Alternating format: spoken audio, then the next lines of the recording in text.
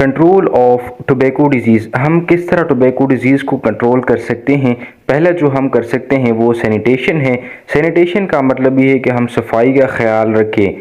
Sanitation is critical to prevent plant disease. Sanitation के ज़रिए से हम किसी भी प्लांट डिजीज़ को, मतलब टोबैको मोज़ेक डिजीज़ को हम कंट्रोल कर सकते हैं। कैसे?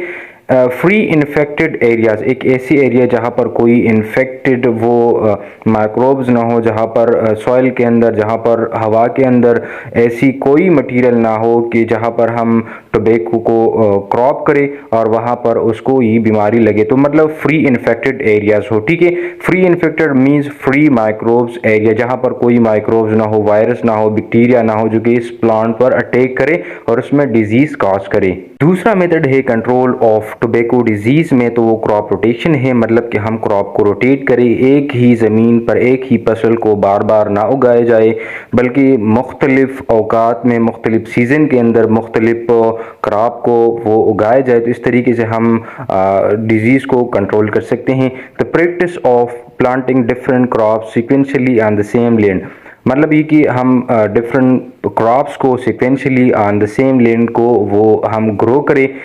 To grow different crops on a land sequentially, ये बहुत ज़्यादा ज़रूरी है किसी भी बीमारी को कंट्रोल करने के लिए कि हम ग्रो करें मुख्तलिफ तरह के क्रॉप्स को on the same land. Through crops rotation soil health will also be improved. इसी तरीके से हम सॉइल के हेल्थ को भी मेंटेन रख सकते हैं, उसको हम एनहांस भी कर सकते हैं। ये क्यों? इसलिए कि nutrients will be optimized in the soil. हम इसी तरीके से न्यूट्रिएंट्स को ऑप्टिमाइज़ कर सकते हैं। मिसाल के तौर पर हम एक क्रॉप को वो ग्रो करते हैं तो सॉइल से वो न्यूट्रिएंट्स एब्जॉर्ब करते हैं। तो अगर हम बार बार एक ही क्रॉप को वो ग्रो करते हैं एक ही सॉइल के अंदर, सेम सॉइल के अंदर, तो इसी तरीके से उस न्यूट्रिएंट की सॉइल के अंदर कमी वाक़या होगी और इस कमी की वाक़या होने की वजह से प्लांट डिजीज़ बढ़ेगी और प्लांट को मुख्तलिफ तरह के डिजीज़ वो ये फेस करेंगे, डिफरेंट टाइप्स ऑफ डिजीज़ उसको लगी। तो इस तरीके से हम उसको कम कर सकते हैं कि हम डिफरेंट क्रॉप्स ग्रो करेंगे ऑन द सेम लैंड, ठीक है। इसी तरीके से न्यूट्रिएंट्स विल बी बैलेंस, बिल्कुल इसी तरीके से हम न्यूट्रिएंट्स को बैलेंस रख सकते हैं।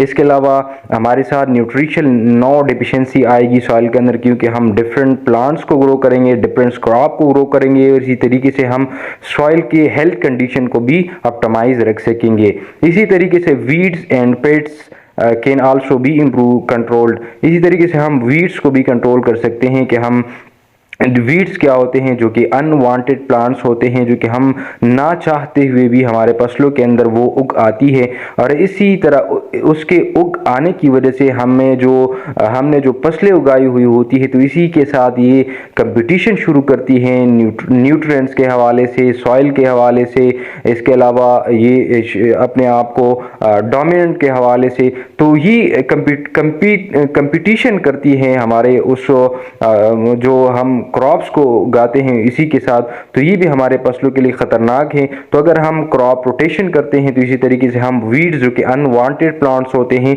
उसको भी हम कंट्रोल कर सकते हैं। डिजीज़ एंड पेट्स कंट्रोल में जो तीसरा हम मेथड इस्तेमाल कर सकते हैं वो है the use of fungicide and herbicides. Fungicide और हर्बिसाइड को भी हम इस्तेमाल करके टोबैको डिजीज़ को हम कंट्रोल कर सकते हैं। Fungicides and herbicides can be used to control tobacco pests and disease. हम फंजीसाइड को और हर्बिसाइड को इस्तेमाल कर सकते हैं। Fungicides commonly used in agriculture crop production for controlling moulds and fungal disease. Fungicide को हम इस वक्त यूज़ करते हैं जब कि मुख्तलिफ मोल्ड्स और फंगल डिजीज़ वाक़या हो जाए, फंगस अटैक कर ले या मोल्ड्स अटैक कर ले ये टोबैको प्लांट के ऊपर, तो इस वक्त हम फंजीसाइड्स को इस्तेमाल कर सकते हैं। इसके अलावा हर्बिसाइड्स को हम कब इस्तेमाल कर सकते हैं? Herbicides are applied to reduce weeds in other unwanted plants. Herbicide को हम इस वक्त इस्तेमाल कर सकते हैं जो कि वीड्स उस फसलों के अंदर उगाए जो कि हम ना चाहते हैं, बल्कि खुद ब खुद वो उग आते हैं जो कि अनवांटेड प्लांट्स होते हैं, तो उसके ऊपर हम हर्बिसाइड्स को इस्तेमाल करते हैं और इस हर्बिसाइड के इस्तेमाल होने की वजह से उन तमाम प्लांट्स को हम ख़त्म करते हैं जो कि वीड्स होते हैं और हमारे फसलों को नुकसान पहुँचाते हैं। तो ये था आज का क्लास कि हम डिजीज़ एंड पेट्स को कैसे कंट्रोल कर सकते हैं। तो तीन मेथड्स के ज़रिए से हम कर सकते हैं। एक टोबैको मोज़ेक वायरस के जो कंट्रोल है तो वो सैनिटेशन है, दूसरी जो कंट्रोलिंग मेथड है वो क्रॉप रोटेशन है, तीसरी जो कंट्रोलिंग मेथड है वो the use of fungicides and herbicides है।